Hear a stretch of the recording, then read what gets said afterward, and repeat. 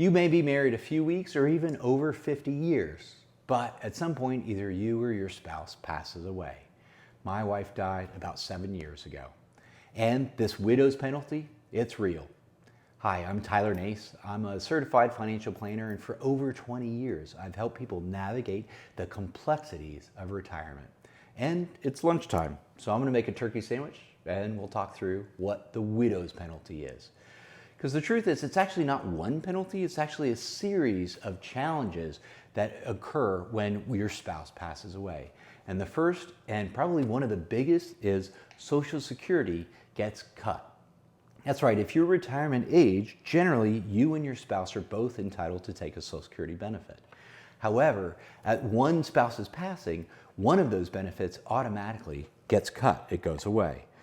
Thankfully, you actually get to keep the larger of the two. So even if your spouse is the one that had a bigger Social Security benefit, you would keep their benefit, but then yours would go away. So Social Security is a big one. That just goes away. It's an income source that disappears. So the second big thing is your standard deduction. So unless you have a dependent child at home, you go from married filing jointly to now single, which means your standard deduction, if you're over 65, goes from $33,200 a year down to $17,000 a year, almost half. So that means the tax deductions you get, for that standard deduction really get cut. And on top of that, tax rates adjust not in your favor, meaning at a married filing jointly, the tax rates go from 12% up to 22% at about $96,000 of income. However, at a single, now you're jumping from 12 to 22 at around 46,000 or so of income. So again, almost half.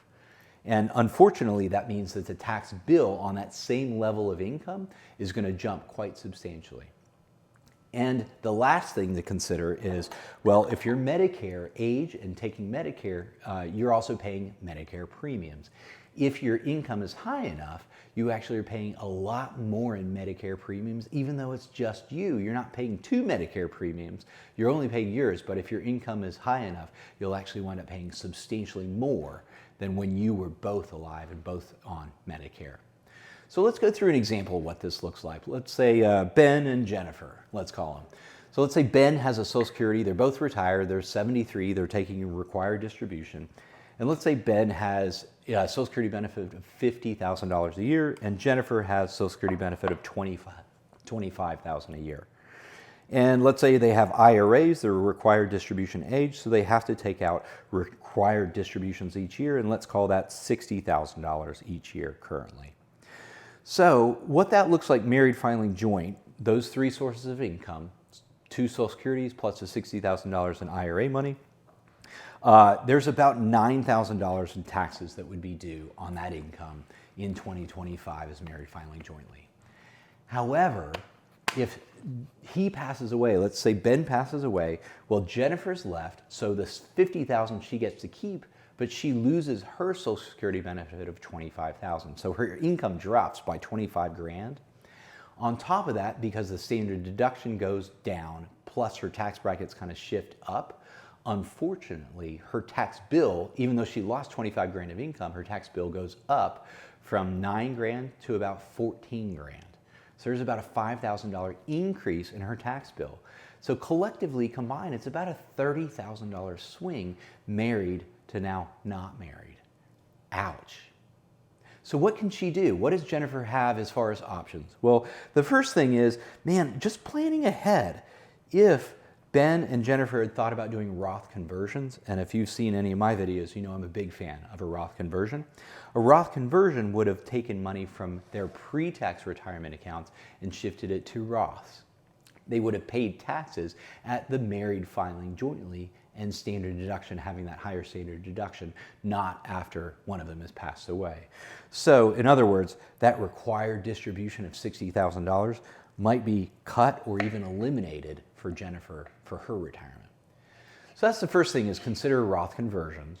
The second thing is consider the higher wage earner saving or keeping Social Security at bay, or not taking Social Security until they're older.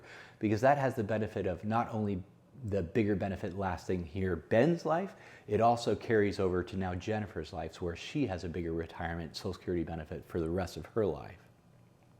And then theoretically, Jennifer goes out and finds a sweetheart, and if she gets remarried, yeah, you're back to married filing jointly rates, you're back to potentially two Social Security benefits, you're back to a higher standard deduction. So something to consider, but I wouldn't say rush out and get married just for financial purposes. So there are a few silver linings or good things to think about here that Jennifer could take advantage of. So the first one is if there's any life insurance out there. So generally life insurance would come to Jennifer tax-free. So any life insurance death benefits she would collect or the survivor would collect tax-free. The second thing is Jennifer would be entitled to a step up in basis on any investments or real estate that are not kind of retirement account. In other words, if you had a brokerage account, let's say you invested $100,000 and today it's worth $300,000, well, there's a $200,000 gain there, depending on what state Jennifer is living in, whether it's community property or common law. In a community property, Jennifer would get a full step up in basis, or in a common law state, she would get a half step up in basis. Either way, that means there's less tax or no tax due on that $300,000 today.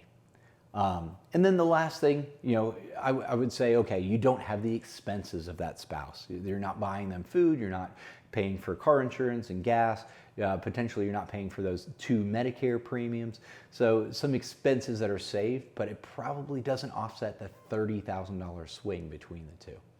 Hey, I'd love to hear your thoughts, questions, comments. Hit subscribe down below, it really helps me out, and thanks for watching.